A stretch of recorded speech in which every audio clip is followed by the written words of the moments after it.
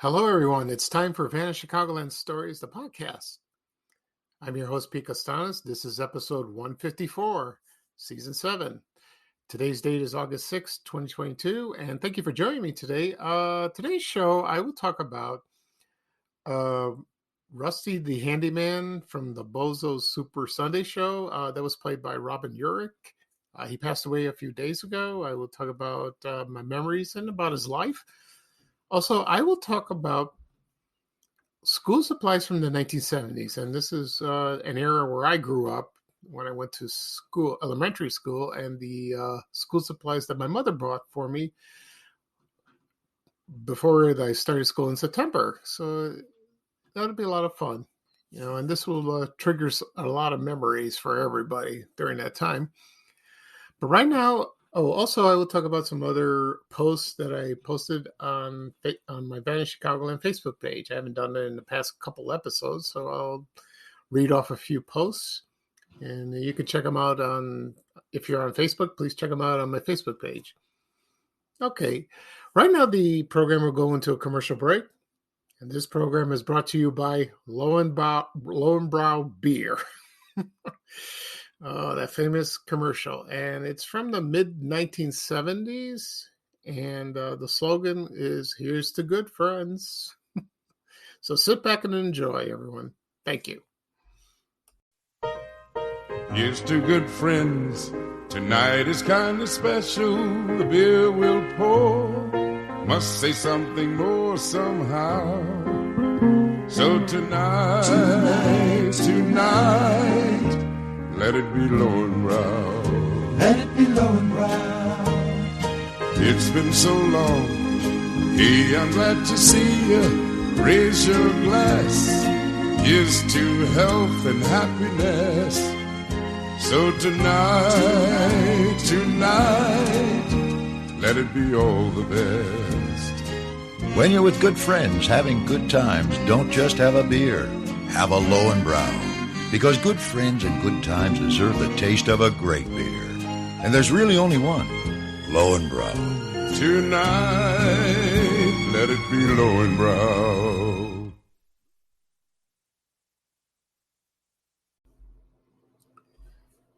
Okay, everyone, I am back. I hope you enjoyed the commercial for Lowenbrow beer. Let me give you a little history about this beer and the commercial. It's founded in Munich, Germany, and Lowenbrow means Lion's Brew, which is,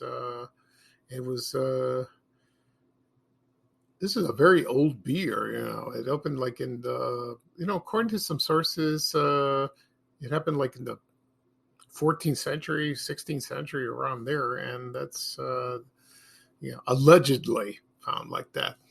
And when I first saw this beer, was not in a liquor store. It was during the commercials that they aired. And they aired these commercials most of the time when Saturday Night Live aired in the 70s. The show's still on, but I'm talking about with the original cast, like Chevy Chase, Dan Aykroyd, Gilda Radner, etc. And they played this commercial. And it was very memorable. A lot of people remember that.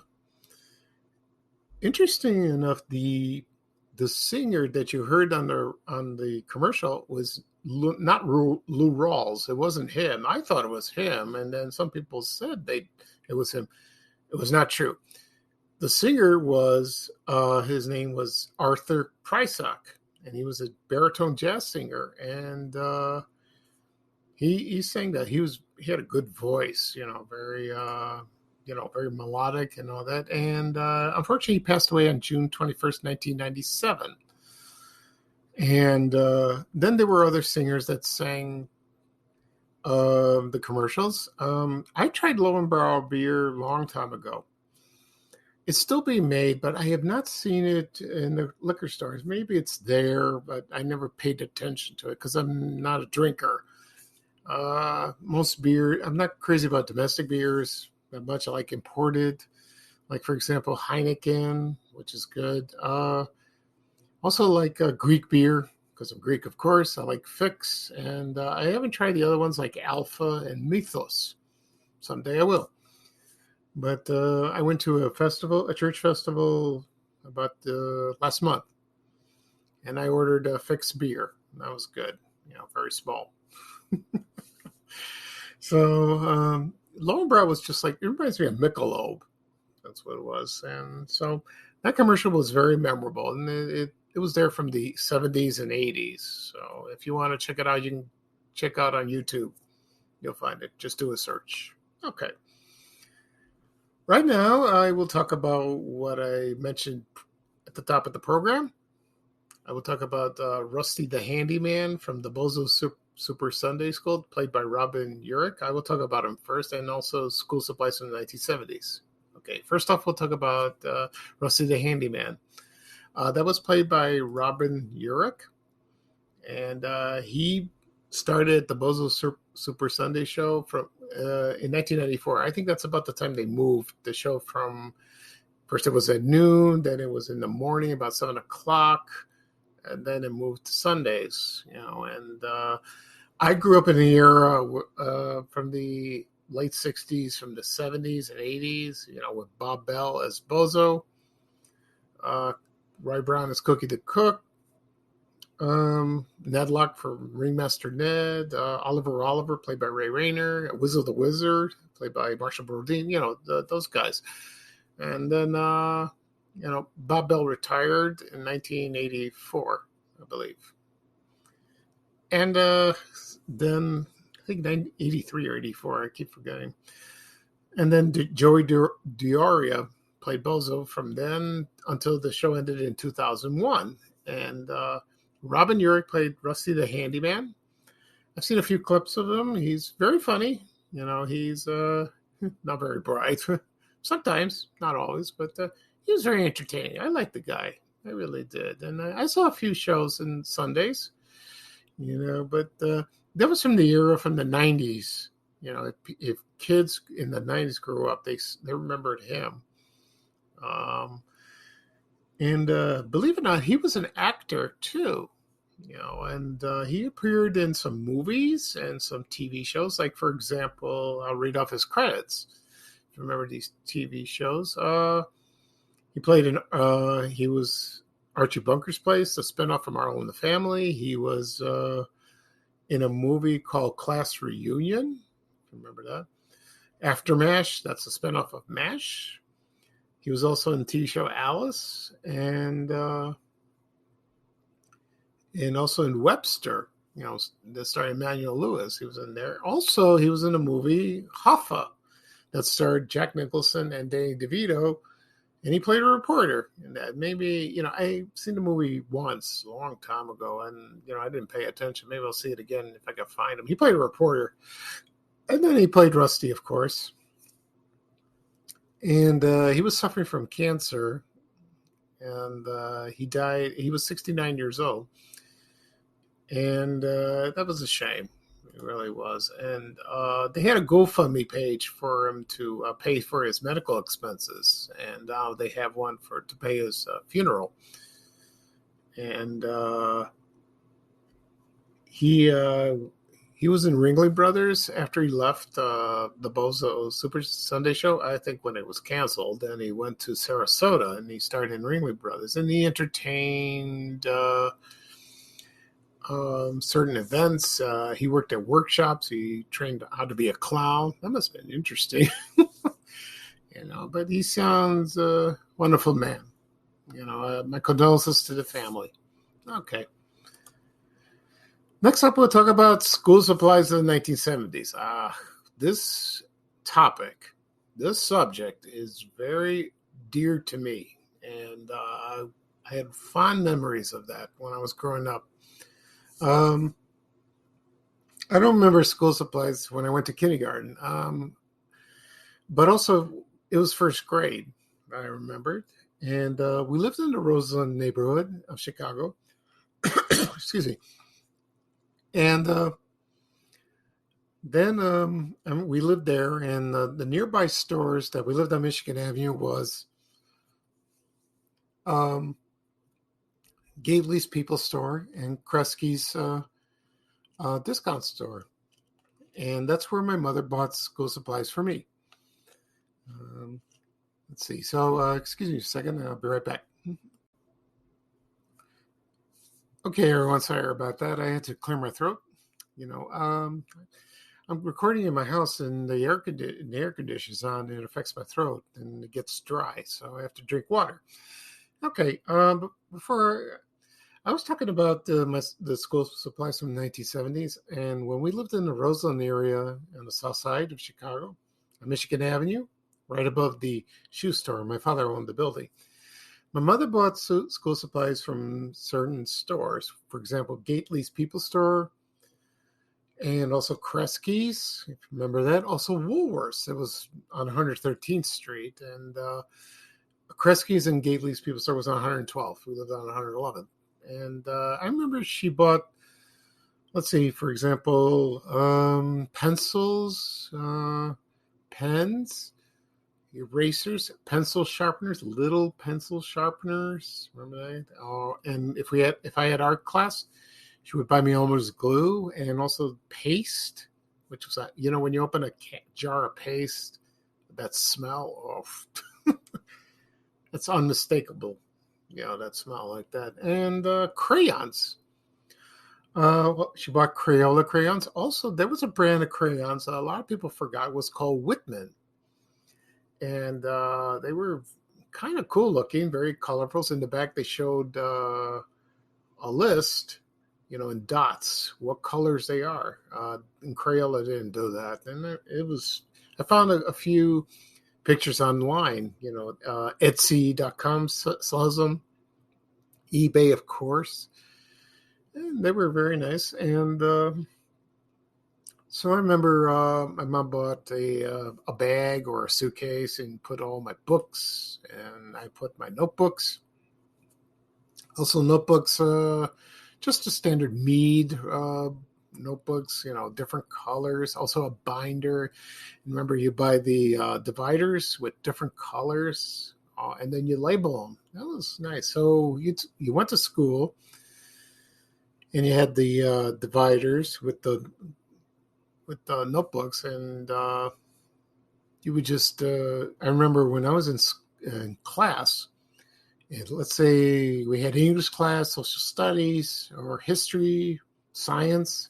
I would just flip over, and I had fun when I was at home, and I labeled them, which colors like that.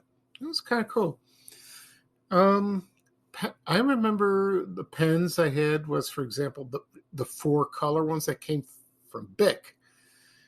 They still sell them, I believe. It was red, black, blue, and green. And I remember I had a pen where it had different colors. It was about maybe, 20, 30 colors like that. It was a huge pen like that. And I saw that in the store. I begged my mom to buy it for me, and she did. And it was kind of nice. And also, there was like a case, and it was like a plastic case shaped like a pencil, a very huge pencil. And I think you had like a zipper, and you put your pencils in there. It was kind of nice. And let's see what else. Also, interesting thing I want to tell you is, also, do you remember composition books? It came when you want to write a composition or a book report. The binder was like in black and white, and then it had a label. You put your name, what grade you were, what class, and you did that. And also the Trapper Keeper. I never had the Trapper Keeper, but it was very popular in school, and it was there from the 70s and 80s, and that. Also, there was a photo on Twitter. I noticed that a few days ago. Richard Roper, the film critic, and sometimes he appears on Windy City Live on WLS TV Channel 7. He posted a picture of school supplies like in the 70s, and it showed a box of Crayola crayons, a 64, with the sharpener in the back. Also, the things that I mentioned, Elmer's glue, paste, pens, like that, and pencil sharpeners, those little ones. Also, when you were in class, Yeah, before I get into that, I want to thank Richard Roper for that photo. That was nice. Boy, the memories kept flooding in because of that.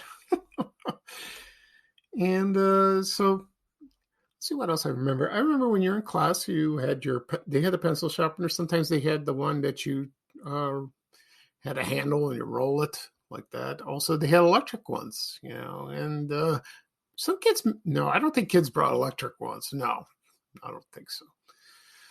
And so let's see. And for example, like in the classroom, you had the blackboards. I remember on top of the blackboard had the alphabet. And I remember in second grade, we learned how to handwrite. And my teacher taught me that when I attended Correas Elementary Schools, which was located on Stone Island Avenue in the South Shore neighborhood. Then it moved to Damon Avenue, and then it moved where it is now in Palos Hills. But that was a cool memory that she taught. My English teacher taught, Mrs. Jost taught us in class how to handwrite. My handwriting is not that great these days. I write like a doctor. And but it was fun learning each letter, capital letters, uppercase, lowercase. Also learned basic math, addition, subtraction, multiplication, division came later, and then geometry and etc. Yeah, that was fun. Also, your textbooks, it's kind of cool seeing that. But the thing is, every year when the school year would start, it started September when I was growing up, but now it's August. I don't understand that. I don't know when that started. I don't remember when it started. I'm not married. I don't have children, so I don't know. But I know it's in August, and that's bizarre. To me, it is. September is traditionally, the month that you start school. But I think it starts to go in Chicago, in the city, but not in the suburbs. They start a little earlier. And probably about now, it's coming up. So every year, I would get new school supplies, get new notebooks, new pens, markers, whatever you needed, highlighters weren't there at the time. They came later. So I never used a highlighter when I was in grade school. Not at all. And of course, box of Crayola crayons. First, I didn't get the 64 one. You get, like, for example, the 16, the 24, and the 48. And I talked about Crayola crayons and their discontinued colors on a previous podcast episode. If you could search it, you could find it. I don't remember what episode it was, but it was fun to talk about. And so let's see what else. And then as years went by, I didn't need school supplies, up to 8th grade. But when I went to Bogan High School, you bought, notebooks, the usual, but textbooks were provided in the high school. Some were real old. Also, what else? Oh, rulers. There was side rules. There was protractors. I had that, and then when you get older and then you go to high school, then college, and then I went to DeVry Institute. I remember the school supplies I needed was, of course, notebooks, pens, pencils, also flow charts, because computer science was my major, and I bought a flow chart. And people who were in this field, and when they went to DeVry, and they bought their first flow chart, and I posted a picture of a flow chart a long time ago on Twitter. And there were people that were in the field of computer science. I don't know about the internet, not doubt it. IT. They didn't do that, so it was kind of cool seeing that. Also, so it was fun. Also, now I'm going to play a commercial, and it's for the Bic Banana. I did have the Bic Banana when I was in grade school. And here's a commercial from the mid-1970s. This is Bic Banana Crayons, and it stars Charles Nelson Riley. And he's singing. He's dressed like a banana, and all his students are, and they're singing along, and it's funny. So here is the commercial for Big Banana Crayons. Sit back and enjoy, everyone. Thanks. Oh, we've gone bananas for Big Banana and Crayon. You'll learn to write a lot of ways. Oh, we've gone bananas for Big Banana and Crayon. The colors are so bright and gay. Oh, you can learn to color, write smooth lines or fat. Draw a banana and give it a hat. Okay, bunch, you'll go bananas for Big Banana and Crayon. You'll learn to write a lot of ways. Okay, everyone, I'm back. I hope you enjoyed the commercial for Big Banana Crayons with Charles Nelson Riley. He was a very funny man. He's best known for his appearance on Match Game. I still love that show. It's hilarious. I have the Game Show Network, so I used to watch it all the time, but I don't watch it. I've seen all the reruns. It's still rerun to this day, and he was in a lot of sitcoms, a lot of movies, stage work. It was hilarious. He's famous for playing Hoodoo, the magician from Lidsville, with all the people with the hats and all that. And he was a nasty guy, but he was insulting. He insulted everybody. It was just funny. Okay. So for school supplies, I had the Big Banana. I did that, and there are commercials, of course, of this one as well on YouTube. You can do a search and you can find it. Okay. So that is all for school supplies. So it's that was, like I said, this was a treasured moment, a treasured memory for me. Looking forward to the school year to get my school supplies. And someday I will talk about lunch boxes. I had a few lunch boxes. So that would be an interesting show. That will be coming up soon. Okay.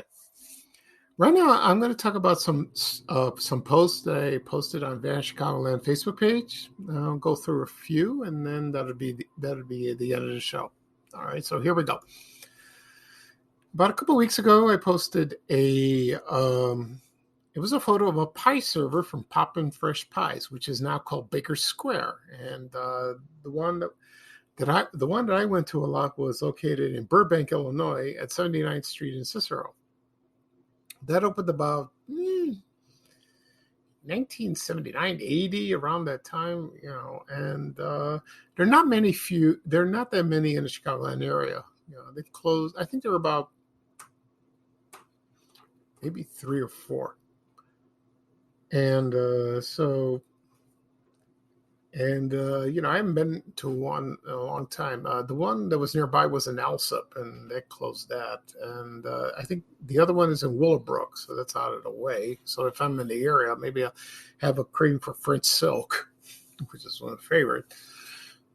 And so that was cool for me to post that photo of the pie server. It's kind of nice. Okay, next up, I posted, let's see what we got here. I found a carton of Prince Castle's ice cream, and you remember Prince Castle's hamburgers, and then it became Cock Robin.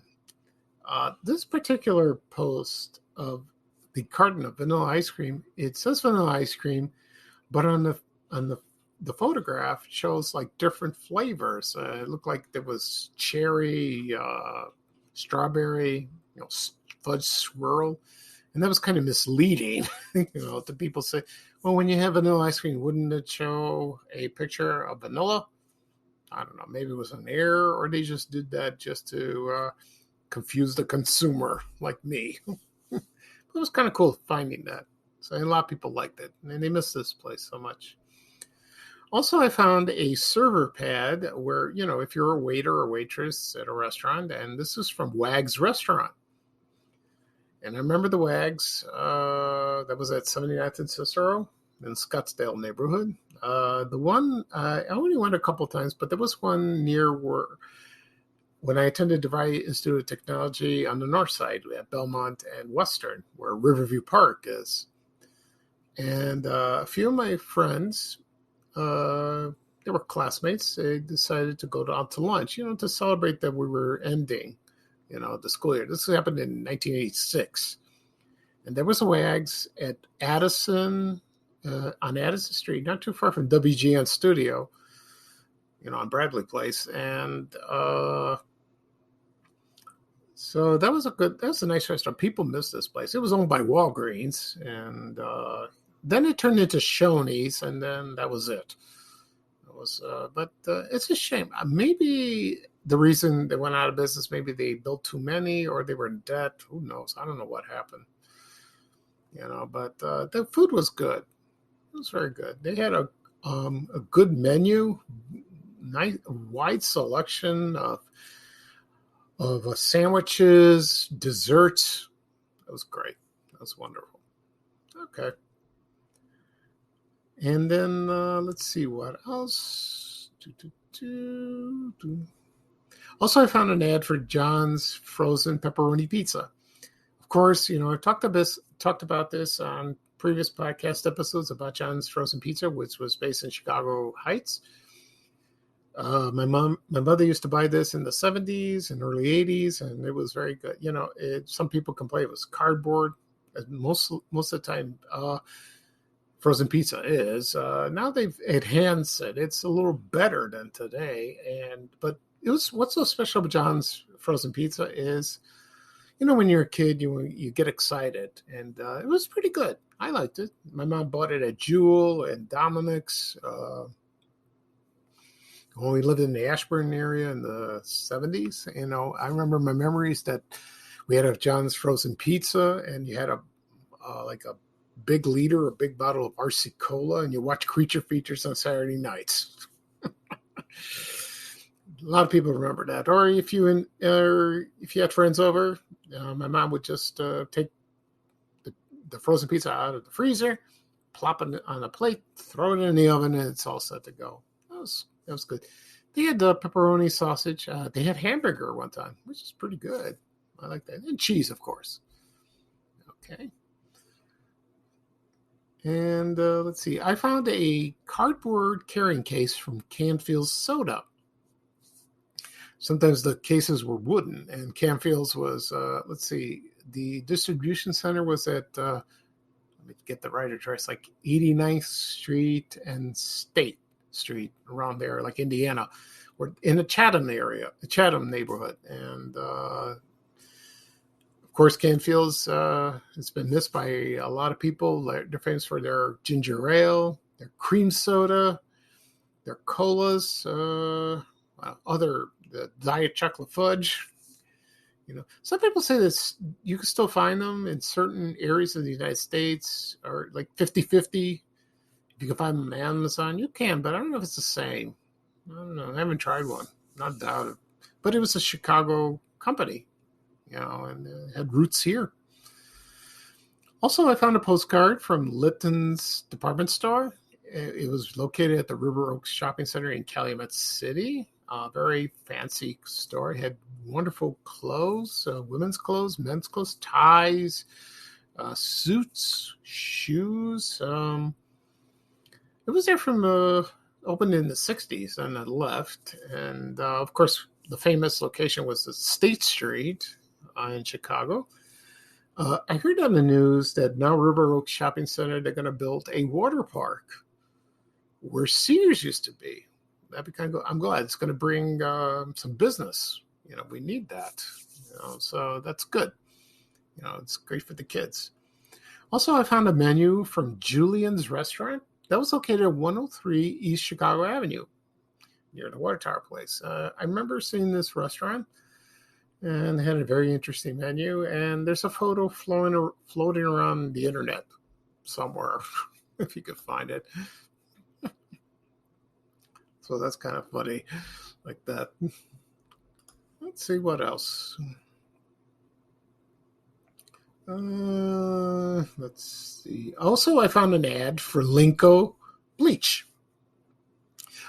Everyone knows that Linko Bleach was founded in Chicago, and my mother used it. So, you had Clorox. That was the famous speech. But to people to this day, when they buy bleach, in a grocery store, they call it Linko, even though it's Clorox or some other brand. They still call it Linko. And if you're from Chicago, sometimes my mom calls it that, but it's not. It's Clorox. So, and she bought it a long time ago. It was a good product. It really was. It's a shame it went away. Who knows? Might come back. I doubt it. Okay. Let's see what else. Also, I found a postcard. This was from the Oak Brook Shopping Center in Oak Brook, Illinois, and it was the Baskin Clothing Store. Now, Baskin Clothing Store was located on State Street in Chicago. It sold men's clothing, women's, and it was beautiful. It really was. This opened in Oak Brook probably when Oak Brook opened 60 years ago in 1962, and it probably was there. And when I posted this photo, people loved it. They remembered that story. It was very, very nice. One quality merchandise, like most stores, like Marshall Field's, Carson's, and Weebles, and also other clothing stores like for Charles A. Stevens. Remember that? So that was kind of cool, for me finding that. Let's see what else. Also, of course, I found an ad for Dressel's Bakery. Oh, how could this one go away? We missed the chocolate fudge cake, the whipped cream, and I wish somebody would continue that. Actually, they make this the whipped cream chocolate fudge, the chocolate cake, at Wolf's Bakery in Evergreen Park on 95th Street, west of Kedzie. Some people say it's the same. Some people say no, it's not. It's not like the original, but it comes close. I haven't bought it yet. Someday I will. And but they also made pound cakes, coffee cakes. Also, if you want to order a cake for your birthday, graduation, or any occasion, they were there. So that was kind of cool. Also, I found a picture of the toy department at Sears that was located in Chicago. Not the one. There were two Sears stores in Chicago on State Street. Not the one that was located. I think I'm not sure. I don't remember exactly what street, but this one was the first Sears store that opened by Van Buren and Congress. And this photo was taken in December 8, 1964. It shows it was in the basement, I believe. And this was the toy department. It was kind of cool with the trucks, the Tonka trucks and all that. And I remember a memory where my mother took me there and she bought me my first box of Dominoes. When I saw the box, it had not just the white dots, it had different colors. And it looked, to me, it was fascinating as a little boy. And I begged my mom to buy it for me, and she did. So that was kind of cool to play dominoes. Some came orange, blue, red, yellow, green. That was nice. That was very nice. Let's see anything else? Yesterday on August 5th was the 50th anniversary where Dirty Dragon from the BJ and Dirty Dragon show made an appearance at Ford City Shopping Center. I did not see him because I didn't live in the area at that time. I moved in 1974, in the Ashburn area. But I remember watching him on TV on Channel 32 with Bill Jackson. I talked about him when he passed away earlier this year. And it's a podcast. It was a podcast episode. You can find it if you'd like to listen to. And I love the show. I really do. And he also did Giggle Snort Hotel, which I heard that the entire series will be on DVD. It will be available soon, probably in the fall.